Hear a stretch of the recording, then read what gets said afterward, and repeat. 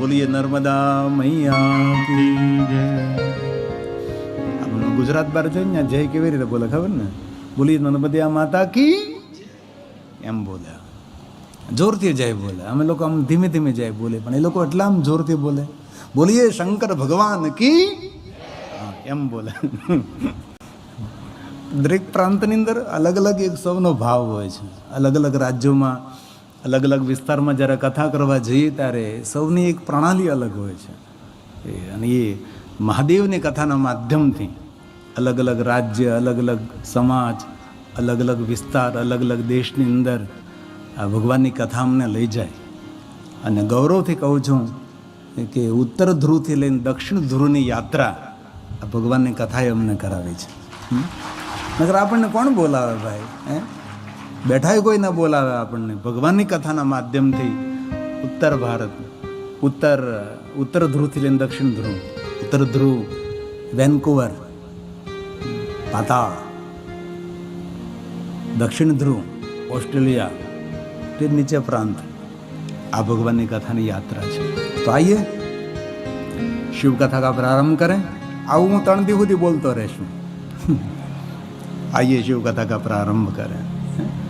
તો અનંત કોટી જન્મોમાં જેને અઘોર અઘોર તપ કર્યું છે તેને ભગવાનની કથા સાંભળવાનો અવસર મળે છે. સૌને અવસર ના મળે. સંકલ્પો કર્યા હોય તો પણ એ સંકલ્પ પૂર્ણ ન થાય.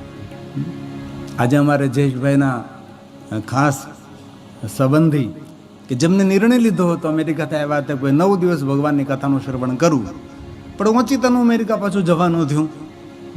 કારણ કે ભાગ બિના નર કુછ પાવત નહીં. અને આ ભગવાનની મહાદેવની કથા સાંભળવાનો અવસર તો સૌને મળે જ નહીં. આ શિવ મહાપળ ગ્રંથમાં ભગવાન મહર્ષિ વેદવ્યાસ એમ કહે, અનંત જન્મો સુધી ઘોર તપસ્યા કરે છે.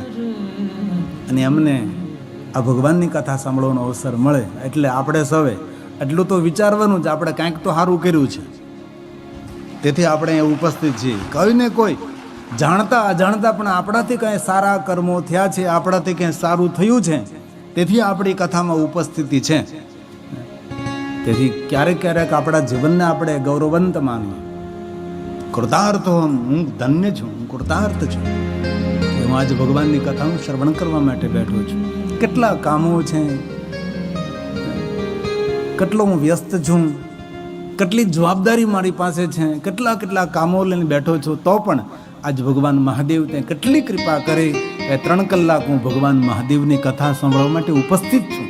ભગવાનને આભાર કરવો પડે. આ પ્રભુની પ્રેરણાથી આ બધો અવસર પ્રાપ્ત થાય. આપણાથી કઈ ન થઈ શકે. આ પ્રભુની વિશેષ કૃપા છે. તો જેને કથા સાંભળવાનો અવસર મળ્યો છે ને સમજી લેવું કે આપણે કોઈને કોઈ તો તપ કર્યું છે, કોઈને કોઈ પુણ્ય કર્યા છે.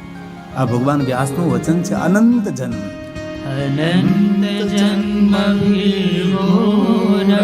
જન્મો સુધી, એક જન્મ નહીં, અઘોર તપસ્યા કરે છે તેને ભગવાનની કથામાં પ્રેમ થાય, તેને કથા સાંભળવાનો અવસર પ્રાપ્ત થાય.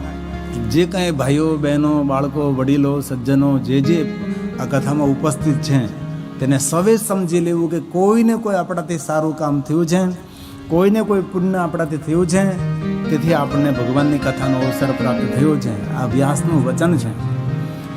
અનંત જન્મ વિઘોરમ યદિ તપ્તં તપસ્તદા ત્વયો ભક્તિ મહાદેવ.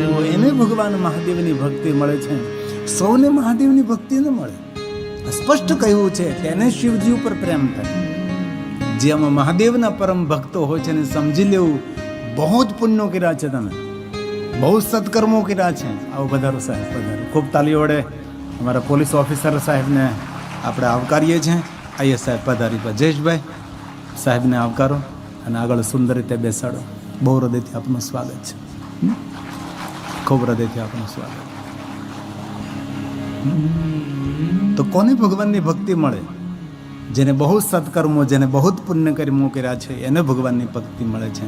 આ ભગવાન બોલે છે. અનંત જન્મ વિઘોરમ યદિ તપ્તં તપસ્તદા ત્વયી ભક્તિર મહાદેવો ભવિતાહ્યન પાયની ભવિતાહ્યન પાયની. ભગવાને એમ કહ્યું છે કે જેને બહુ પુણ્યો કર્યા છે એને ભગવાન મહાદેવમાં પ્રેમ થાય છે. જન્માંતરે જેને અનેક સત્કર્મો કર્યા છે, જેને અનેક પુણ્ય કર્મો કર્યા છે, તેને શિવ મહાપુરાણ ગ્રંથમાં પ્રેમ થાય. મહાભાગવંતો હે મુને, જે કોઈ ભગવાન મહાદેવની કથામાં આદર રાખે છે એ જરૂર તેને કોઈને કોઈ સત્કર્મ, તેને કોઈને કોઈ પુણ્ય કર્મો કર્યા છે. જન્માંતરે અનેક જન્મોની અંદર ક્યાં જન્મમાં કયું કર્યું છે ખબર નથી. ભજતે પુણ્યમ, એનું આ ફળ છે આપણને. બાકી તો કેટલા માણસો હોય જેને વિચાર કર્યો હોય એ કથામાં આવી પણ ન શકે. અને આપણે વિચારવું નહીં તો આપણે ભગવાનની કથામાં આપણે આવી ગયા અને બેસી ગયા.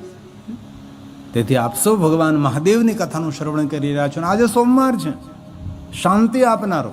જન્માંતરે ભવેત પુણ્યમ મહ્યદ્યસ્ય સુધીમતઃ તસ્ય પ્રીતિર ભવેત તત્ર મહાભાગ્યવંતો મુને. મહાભાગ્યવંતો. તેથી મોટું પુણ્ય ભેગું થયું, મોટું ભાગ્ય આપણું ભેગું થયું હોય ત્યારે આ ભગવાનની કથાનો આપણને અવસર પ્રાપ્ત થાય છે. તો આવું શિવ મહાપુરાણ કથાનો હું પ્રારંભ કરું. આવું 3 દિવસ સુધી હું બોલીશ. આવો પ્રારંભ કરું, આવો પ્રારંભ કરું. આ પ્રારંભ જ કહેવાય છે. આપણી સામે જે ગ્રંથ બિરાજે છે એ શિવ પુરાણ નથી, શિવ મહાપુરાણ છે.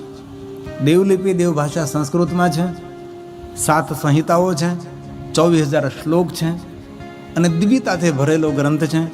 અને મનુષ્યને દિવ્યતા આપનારો આ ગ્રંથ છે. જીવનનું શ્રેષ્ઠ માર્ગદર્શન પૂરું પાડનારો શિવ મહાપુરાણ ગ્રંથ છે. જીવ માત્ર, મનુષ્ય માત્રનો સર્વ રીતે મંગલ અને કલ્યાણ કરનારો ગ્રંથ છે. જેવું કોઈ ગ્રંથનું શ્રવણ કરે છે, સેવન કરે છે, સજીવન મુક્ત ઉચ્ચતે. એ મનુષ્ય જીવિત હોય તો પણ તેને મુક્ત સમજવું. મુક્તિ આપનારો, ગતિ આપનારો, પરમ ગતિ આપનારો, સદગતિ આપનારો, જીવનની કામના, મનોકામના પૂર્ણ કરનારો આ શિવ મહાપુરાણ ગ્રંથ છે. કોઈ સામાન્ય ગ્રંથ નથી. ભગવાન મહાદેવનું વાંગમય સ્વરૂપ છે. ભગવાન શિવજીની શબ્દ મૂર્તિ શિવ મહાપુરાણ ગ્રંથ છે.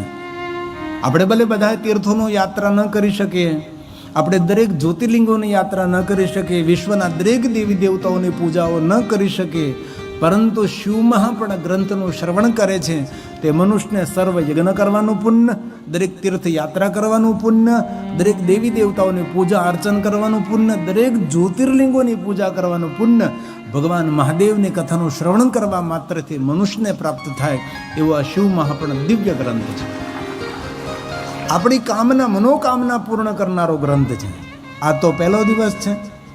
તમે બહુ જ નિયમપૂર્વક કથાનું શ્રવણ કરજો. 9 દિવસ માટે મૌન રહેજો. મને ખબર છે તમે મૂંગા નહીં રહ્યો, પણ હું કહું છું કે 9 દિવસ માટે મૌન રહેજો. 9 દિવસ માટે જીતેન્દ્રિય રહેજો. 9 દિવસ માટે એક વ્રત કરો છો, કે સાધના કરો છો, કે ઉપાસના કરો છો, કે અનુષ્ઠાન કરો છો, તેવી માનસિકતાને કેળવવાનો પ્રયાસ કરજો. 9 દિવસ માટે જ તે. પણ 9 દિવસ તમે જો પ્રેક્ટિસ કરજો, 10મો દિવસ તમારે કરવો નહીં પડે, આપોઆપ ભગવાન તમારા પર કૃપા કરશે. 10મો દિવસ તમારો ઉજળો અને રળિયામણો દિવસ હશે. સખી આજની ઘડી છે રળિયામણી, આજની ઘડી રળિયામણી છે. તેથી આજનો દિવસ આપણો મંગલમય ગયો તો આવતો દિવસ પણ આપણા માટે મંગલ નહીં. તેથી ભૂતને બહુ યાદ ન કરો, ભૂતકાળને, વર્તમાનની બહુ ચિંતા ન, ભવિષ્યની બહુ ચિંતા નહીં કરી, વર્તમાનને સુધાર. તેથી આપણે જ્યારે ભગવાનની કથામાં બેઠા છીએ અને ભગવાનનું કથાનું શ્રવણ કરીએ છીએ અને આપણે એટલે પુણ્ય અર્જિત કરી રહ્યા છીએ એવો ભાવ રાખો અને ભગવાનની પૂજા કરી રહ્યા છીએ એવો ભાવ 9 દિવસ માટે રાખવાનો છે. આમ તો ઘણા બધા નિયમો કયા, બધા નિયમો તો અનુસરણ ન કરી શકીએ. ઘણી બધી ખાવા પીવાની મનાઈ કરી છે. હિંગ નહીં ખાવાની, લસણ નહીં ખાવાનું, ડુંગળી નહીં ખાવાની, મૂળા નહીં ખાવાના, આવું ઘણું બધું નહીં ખાવાનું કહ્યું. અલ્પ આહાર કરો, ઓછું ભોજન કરવું 9 દિવસ માટે, શાંત રહેવું, મૌન રહેવું, જીતેન્દ્રિય રહેવું, આવું બધા આવા નિયમો છે બધા જ. તો આવા બધા જ નિયમોનું અનુસરણ કરીને જે મનુષ્ય મહાદેવની કથાનું શ્રવણ કરે છે તેમની કામનાઓની પૂર્તિ આ શિવ મહાપણ કથાનું શ્રવણ કરવા માત્રથી પ્રાપ્ત થાય છે. તો આપણી માતૃભાષા ગુજરાતી છે. થોડું મારે ક્યારે હિન્દી બોલવું પડે, કારણ કે ગુજરાતી ભાષા આપણા ગુજરાતી ભાઈઓ બહેનો માટે સરળ છે. સૌ માટે ગુજરાતી ભાષા સરળ નથી, બિલકુલ સમજે નહીં. તેથી વધારે હિન્દી કથા કહેવાનો પ્રયાસ કરું છું. પણ અહીંયા આપણો દેહાતી ગામડાના માણસો, તેથી ગુજરાતી ભાષામાં હું કથા કહેવાનો પ્રયાસ કરી. આઈએ 2 મિनट में એટલે ચાલુ कैसी जब तक नमः शिवाय.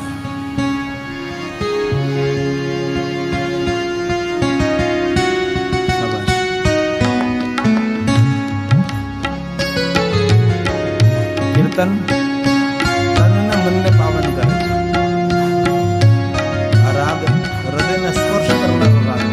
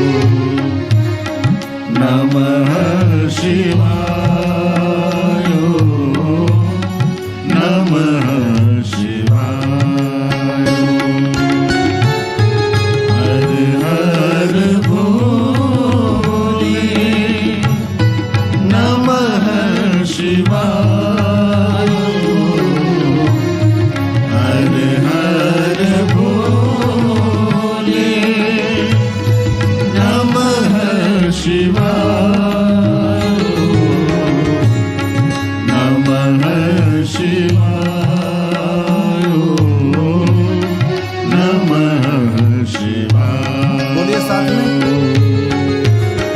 नमः शिवाय, नमः शिवाय.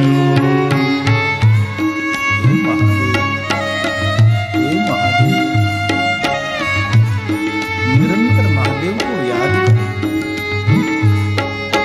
मुख से नहीं, जीव से नहीं, कंठ से नहीं, हृदय से याद करें. परमात्मा को दिल से याद करें, हृदय से याद करें. जो शिव जी को याद करते उसके जीवन में कोई फरियाद नहीं रहती, उसका कार्य कोई रुकता नहीं. इसीलिए हलता चलता बेचता उठता खाता पीता उगता जागता घरमा घरमा संसार में कोई व्यवस्था नमः शिवाय, नमः शिवाय. हर हर भोले, नमः शिवाय. हे महादेव, हे महादेव, हे महादेव, हे महादेव. नमः शिवाय, नमः शिवाय. हर हर भोले, नमः शिवाय, नमः शिवाय, नमः शिवाय, नमः शिवाय, नमः शिवाय.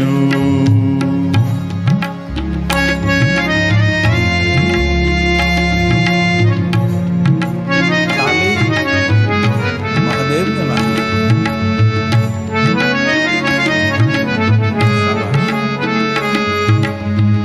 हम सब घनघोर जंगल में बैठे हैं.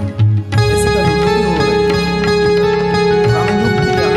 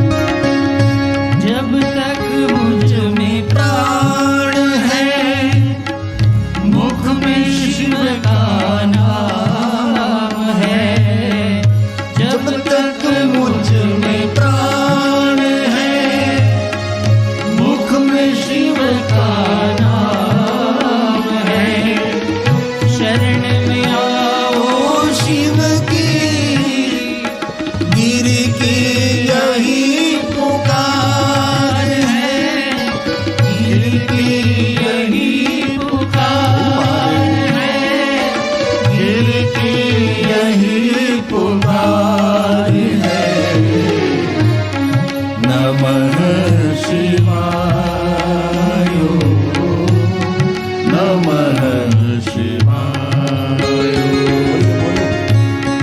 નમઃ શિવાય નમઃ શિવાય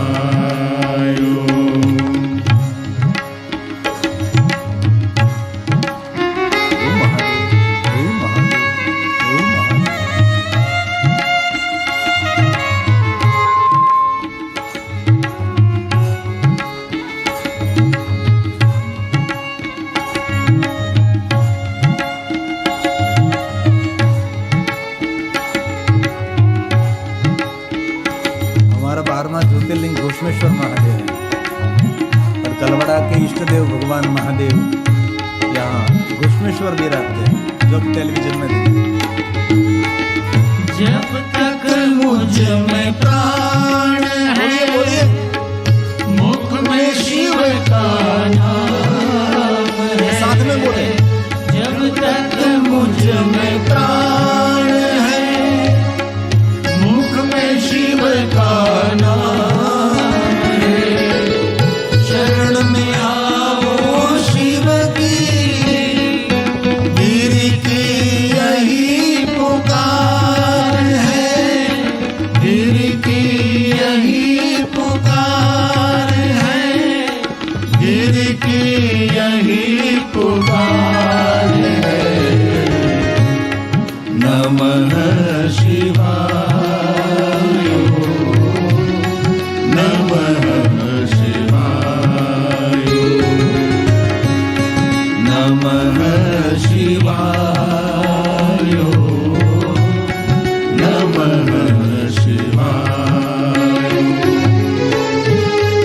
हर हर भोले नमः शिवाय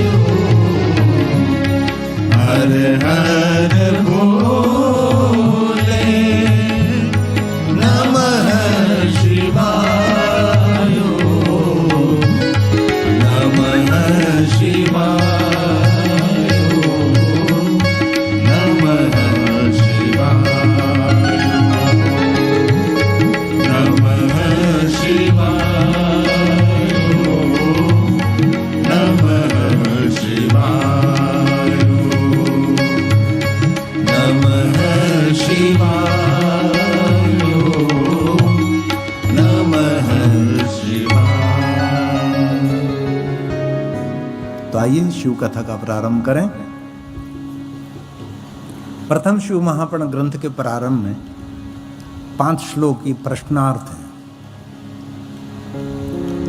અને આ કથા પ્રયાગ તીર્થમાં ગવાય છે, જ્યાં માતા ગંગા, યમુના અને માતા સરસ્વતી બિરાજે છે, જે દરેક તીર્થોના રાજા છે. લિંગોના રાજા કોણ? તો કે મહાબલેશ્વર, ચક્રવર્તી લિંગ. આપણા 12 જ્યોતિર્લિંગ, 12 જ્યોતિર્લિંગના ઉપલિંગ, દરેક શિવલિંગોના રાજા કોઈ હોય તો મહારાષ્ટ્રમાં મહાબલેશ્વર મહાદેવ. અને જેટલા તીર્થો આપણા ભારત વર્ષમાં છે એ બધા તીર્થોના કોઈ રાજા હોય તો એ રાજા છે પ્રયાગ તીર્થ. એક શ્લોકમાં પ્રયાગ તીર્થને પગે લાગીએ આપણે. આ પ્રયાગ તીર્થની વંદના છે, કોઈ સામાન્ય તીર્થ નથી. આ વર્ષે મહાકુંભ હતો, ગયા વર્ષે કેટલા ભાવિક ભક્તો, આખી દુનિયા જોતી રહી ગઈ. કોઈને આમંત્રણ નિમંત્રણ નહીં, કેટલા ભાઈઓ બહેનો વડીલો દેશ દેશાંતરથી. આ છે સનાતનનું દર્શન, આ છે હિન્દુત્વનું દર્શન. એ છે આપણો મહાપ્રયાગ કુંભ, મહાકુંભ. એક શ્લોક. ક્ષેત્રે મહાક્ષેત્રે સામાન્ય ક્ષેત્ર નહીં, ધર્મ ક્ષેત્ર છે, મહાક્ષેત્ર છે. ક્યારેક પ્રયાગ તીર્થમાં જવાનો અવસર મળે,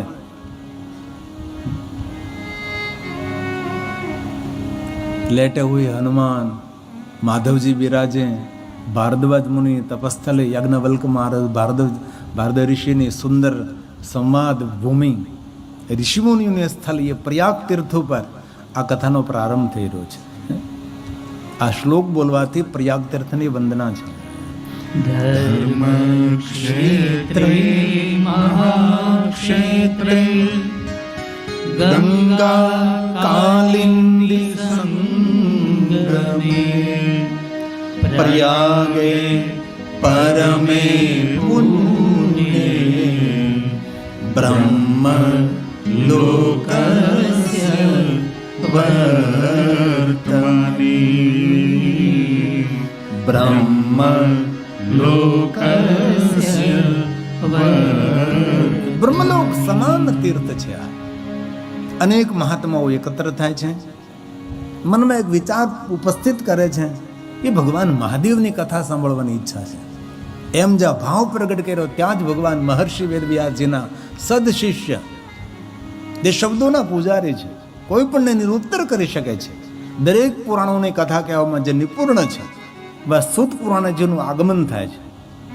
પ્રયાગ તીર્થમાં નિવાસ કરનારા અસંખ્ય ઋષિમુનિઓ આ ભગવાન મહર્ષિ વેદવ્યાસજીના સદશિષ્ય સૂત પુરાણનું સુંદર સ્વાગત કરે છે, સુંદર આસન ઉપર સ્થાપિત કરે, બિરાજમાન કરે છે ને પૂજા કરે છે અને જય જયકાર કરે છે ને ભાવ પ્રગટ કર્યો છે, જિજ્ઞાસા વ્યક્ત કરી છે કે હે સૂત પુરાણજી, અમારા સૌના મનમાં એક ભાવ છે કે અમે સૌ ભગવાન મહાદેવની કથા સાંભળવાના આતુર છે. આપ અમને ભગવાન શંકરજીની કથા કહો. અને એ સમયે સૂત પુરાણી કહે છે કે હમણાં જ મારા સદગુરુ ભગવાન મહર્ષિ વેદવ્યાસજીએ મને મહાદેવની કથા કહી છે ને તાજી કથા લઈને તમારી પાસે આવ્યો છું. જેવી રીતે તમને કથા સાંભળવાનો ભાવ છે એવી રીતે હું કથા ભાવથી કહીશ. કારણ કથા સાંભળનારનો ભાવ હોવો જોઈએ અને કથા કહેનારનો પણ ભાવ હોવો જોઈએ. તો ભાવ ભાવાકરમ શિવમ, તો સૌનું કલ્યાણ થાય. હવે કથા સાંભળનારનો ભાવ હોય અને કથા કહેનારમાં ભાવ ન હોય તો કલ્યાણ કેવી રીતે થાય?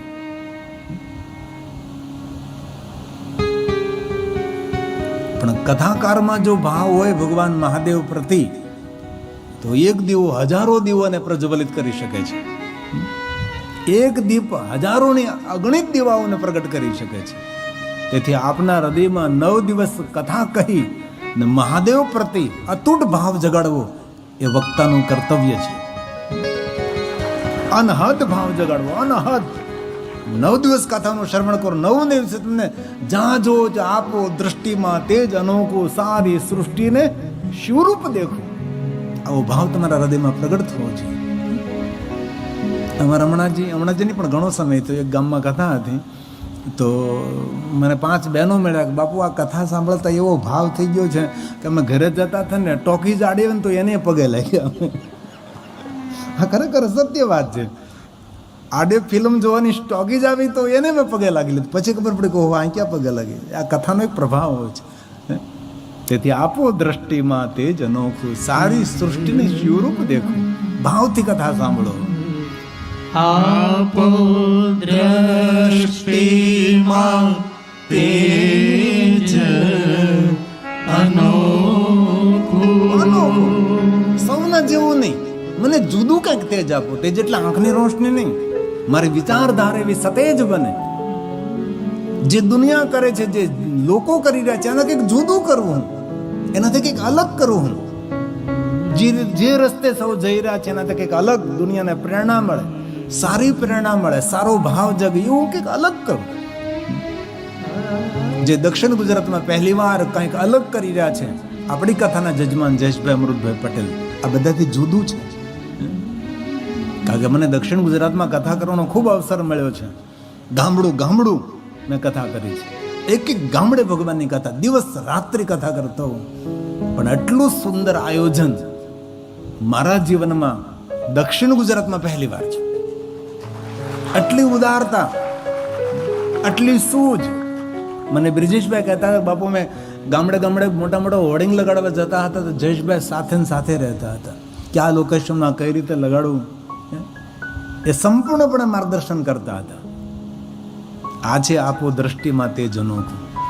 સૌને તે દ્રષ્ટિ મળી એના કરતાં મને કંઈક જુદું આપો, આ છે ભાવ. અને લોક પ્રસિદ્ધ પંક્તિ છે ને, આપને સૌને આવડે છે તો સાથે થોડોક આમ અવાજ નીકાળો, તમારો પણ સુંદર ધ્વનિ વાયુમંડળમાં મિશ્રિત થાય. આપની સુંદર શબ્દની થોડી આહુતિ આ પ્રકૃતિની અંદર સમર્પિત કરીએ. તેથી અવાજ સાથે, ભાવ સાથે અને હૃદયથી અને ભક્તિ સાથે आपो દ્રષ્ટિમાં તેજ અનોખું. ફરીવાર થોડું વધારે વોલ્યુમ થોડુંક વધારે તમારું. આપો દ્રષ્ટિમાં તેજ અનોખું. શું કહ્યું? સારી સૃષ્ટિમાં શિવ રૂપ દેખું. બોલીએ સાથ મેં. મારા મનમાં વસો આવી હૈયે વસો. શાબાશ. શાંતિ આપો. દયા કરી શિવ દર્શન આપો. શંભો શરણે પડી શાબાશ. માગુ ઘડી ઘડી કષ્ટ કાપો. દયા કરી શિવ દર્શન આપો. દયા કરી શિવ દર્શન આપો. આ શિવની સ્તુતિ છે. આપણે સૌને ગુજરાતીના નાતે સૌને આવડતી હોય, ભાઈઓને આવડતી હોય સ્તુતિ, કંઠસ્થ હોય, બહેનોને પણ કંઠસ્થ હોય, પણ કોઈ બહુ મોટો ભાગ્યવાન હોય એને કંઠસ્થ ન હોય, અને અવળવાણી કહેવાય. અને સારા શબ્દોમાં તેને બિરદાવું કહેવાય. જે ભાગશાળી હોય એને કંઠસ્થ ન હોય. એમાં સમજવું ને, આમાં બધી પંક્તિઓ યાદ રહે ન રહે, પણ આમાંથી એક પંક્તિ યાદ રાખવાની છે. જો ભવપાર થવું હોય અને જીવનને સંપૂર્ણ રીતે સમજવું હોય તો એક પંક્તિ હવે યાદ રાખવી. હું તો એકલ. હું તો એકલ પંથી પ્રવાસી. આ કેટલી સુંદર વાત તમે જુઓ. તમે આ વાતથી આપણે સૌ વાકેફ છીએ, કોઈ અજાણ નથી. કેટલાને જતા જોયા છે અને કેટલાને જન્મતા જોયા છે. કઈને કથા કઈકને ઉગતા જોયા છે, કઈકને આથમતા જોયા છે, હે કઈકને પડતા આખડતા જોયા છે, કઈકને પાછા પોતાની જાતે ઊભા થતા જોયા છે. તો જીવનની વાસ્તવિકતાનો વિચાર તો કરીએ. કાલ સાંજે બ્રિજેશભાઈ વાત કરતો તો મેં કહ્યું માણસના 50 વર્ષ થઈ જાય કે 60 વર્ષ થઈ, જીવવાનું કેટલું? 70 વર્ષ થયા, જીવવાનું કેટલું? વર્તમાનમાં કોઈ 100 વર્ષ પૂરા કરતું નથી. તો બ્રિજેશભાઈ કહે કે બાપુ અત્યારે તો 65 પૂરું થાય છે. તો નાનકડી જિંદગી છે, અમે કાંઈક તો વિચારીએ. આપણે થોડુંક તો વિચારીએ ઊંડાણપૂર્વકનું કે ભાઈ હવે તો 50 જતા રહ્યા, હવે તો કેટલા બાકી, 60 જતા રહ્યા, હવે કેટલા બાકી છે. તેથી ભગવાને આપ્યું હોય ને, ખૂબ સત્કાર્યો કરા, શુભ મંગલ કામ કરો. બાકી તો આંખ બંધ થતાં જે કમાયેલું ધન છે લોકો લૂંટી જશે. તમારા છોકરાઓ સારા હશે તો સત્કર્મમાં વાપરશે, બાકી ભોગ વિલાસમાં ધન જતું રહે. તો જેટલા થાય તેટલા વિશ્વ કલ્યાણના સારા કામો કરો. ભગવાને અવસર આપ્યો હોય તો અવસરનો લાભ લઈ લો. કોઈને પદ મળ્યું હોય, કોઈને પદવી મળી હોય, કોઈને ધન મળ્યું હોય, કોઈને વૈભવ મળ્યો હોય. એક ગામડાનો માણસ એક ઓફિસમાં ગયો અને ખબર કે અમારા ગામના જ મામલતદાર સાહેબ છે, ઓફિસર. તો ગામના માણસને એમ કે અમારા ગામના ઓફિસર છે એટલે મારું કામ થઈ જશે એમ. ગામડાનો દેહાતી માણસ. થોડું ગુજરાતી સમજો સાહેબ તમે? થોડું ગુજરાતી. અમરેલી તો તમે ક્યાં બાત, મારા ગામના છે, કાઠિયાવાડ. શાબાશ, ગુજરાતી કેટલું સરસ બોલો છો. શાબાશ, ખૂબ ખૂબ હૃદયથી મારા પ્રણામ. ખૂબ તાલી વડે આશીર્વાદ પ્રદાન કર્યા. ખૂબ હૃદયથી આપનું સ્વાગત છે. વાહ, સરસ. એકવાર આફ્રિકાના એરપોર્ટ ઉપર હું સૂતો હતો, કારણ કે વિમાન મોડું પડેલું, એટલે 5 કલાક સુધી નિંદ્રા આવતી તો સૂઈ ગયો. એક ડોશીમાં મારા ઉપરથી ઠેક્યા. ડોશીમાં મને આમ ઠેકીને ગયા. તો મેં કહ્યું, આ કોણ ડોશી છે? તો એ ડોશીમાં બોલ્યા કે આ કોણ છે? હા, મેં તો ગુજરાતી લાગે છે. મને એમ કે આપણી ભાષા નહીં સમજે એમ. તો ગામડાનો દેહાતી માણસ એટલે ગયો કે અમારા ગામના સાહેબ છે, મામલતદાર સાહેબ છે, થોડું ઘણું કામ હશે. એટલે બહાર તેના મામલતદારના સાહેબના પટ્ટાવાળાને કહ્યું કે સાહેબના ગામથી હું આવ્યો છું અને મને થોડું કામ છે, મારે સાહેબને મળવું છે. તો પેલો પટ્ટાવાળો મામલતદાર સાહેબને કહેવા ગયો કે ભાઈ, તમારા ગામથી કોઈ આવેલા છે, તમને ઓળખે છે ને એમને કહે તમને તમારું કામ છે તો તમને મળવા માગે છે. તો પેલો મામલતદાર સાહેબ શું કહે ખબર? કે એમને કહીજો હમણાં સાહેબ કામમાં છે. તો પેલો પટ્ટાવાળો તો સંદેશા વ્યવહાર બહાર જઈને કહેવો કે મામલતદાર સાહેબે કહ્યું છે કે સાહેબ હમણાં કામમાં છે. પેલા દેહાતી માણસે કહ્યું કે તમારા સાહેબને કહી દેજો એ કામ ઉપર છે ને એટલે જ મને કામ છે, બાકી કામ ઉપરથી ઉતરી જાય ને પછી મને એનું કાંઈ કામ નથી. તેથી ભગવાને અવસર આપ્યો છે, સંપત્તિ આપી છે, સૂઝ આપી છે, શક્તિ આપી છે, યુવાની આપી છે, તો આ સમયમાં કંઈક કરી લેજો. બાકી રિટાયર્ડ થયા પછી કોઈને કાંઈ કામ નથી આપણું, હે ને? તેથી આ પંક્તિ હું તો એકલ પંથી પ્રવાસી છતાં આતમ કેમ ઉદાસી. ચિંતા શા માટે? તો પછી હું તો એકલ પંથી પ્રવાસી છતાં આતમ કેમ ઉદાસી. ભાગ્યો નથી રે નથી કારણ મળતું નથી સમજણ આપો. દયા કરી શિવ દર્શન આપો. જિંદગી કેવી વિચિત્ર! આ જિંદગી કેવી વિચિત્ર છે! કાંઈ લઈને આવ્યા નથી, કાંઈ લઈને જવાનું નથી, પણ જિંદગીમાં વસ્તુ માટે કેટલું ઝઘડવાનું. તમે કલ્પના તો કરો, આ જગ પ્રસિદ્ધ સૂત્ર છે, આ જીવન કેટલું વિચિત્ર છે કે માણસ કાંઈ લાવ્યો નથી, કાંઈ લઈ જવાનું નથી, પણ વસ્તુ માટે કેટલું ઝઘડવાનું છે. કોર્ટ સુધી પહોંચવાનું, હાઈકોર્ટ સુધી પહોંચવાનું છે, ભાઈ સાથે ઝઘડવાનું છે, પડોશી સાથે ઝઘડવાનું છે, ગામના સાથે ઝઘડવાનું છે. આ જીવન કેટલું ચિત્ર વિચિત્ર છે. અને એ સમજવા માટે આપણે 9 દિવસ ભગવાનની કથાનું શ્રવણ કરવાનું છે. તેથી ઓર એકવાર હું તો એકલ પંથ, આ યાદ રાખજો, બાંધીને લઈ જશે. હું તો એકલ પંથી પ્રવાસી. માક્ષર માસમાં જેટલું સત્કર્મ, જેટલી સત પ્રવૃત્તિ થાય એટલું કરજો. અને આપણું ખૂબ મોટો ભાગ્યનો ઉદય થયો છે કે સાણમાં અને પવિત્ર સાણમાં સમાન આ માક્ષર માસની અંદર આ જયેશભાઈ આપણને કથા સાંભળવાનો અવસર આપ્યો છે.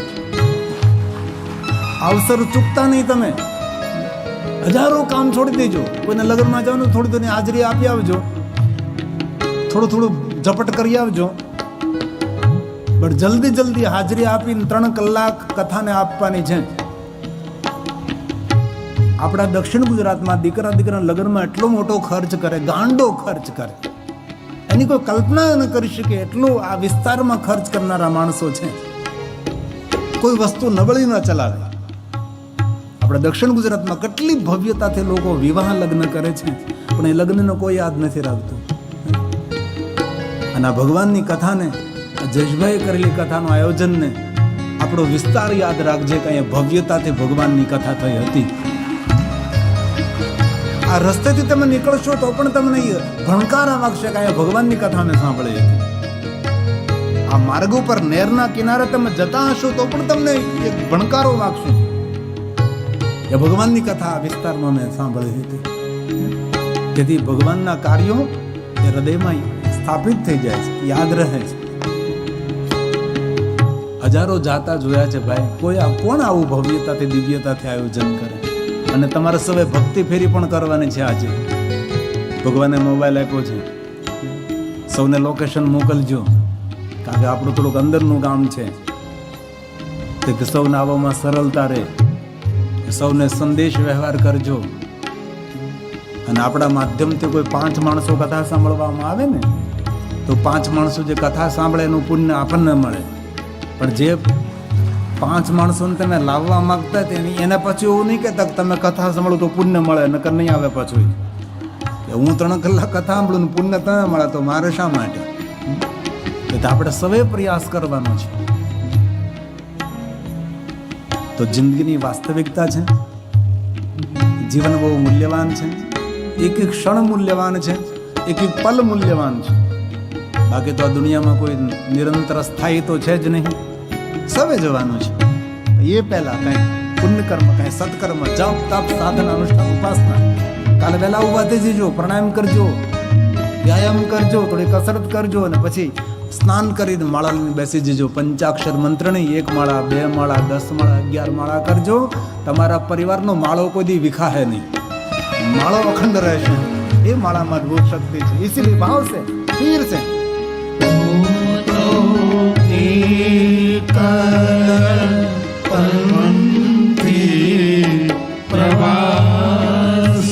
બોલીએ સાથ में.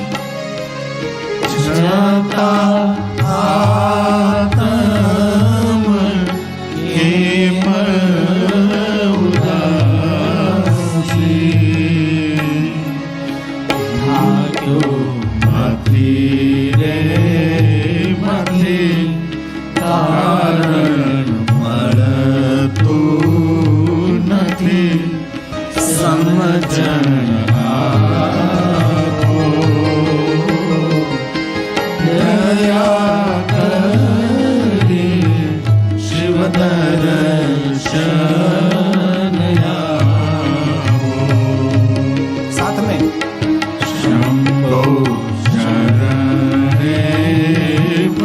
बोलो बोलो.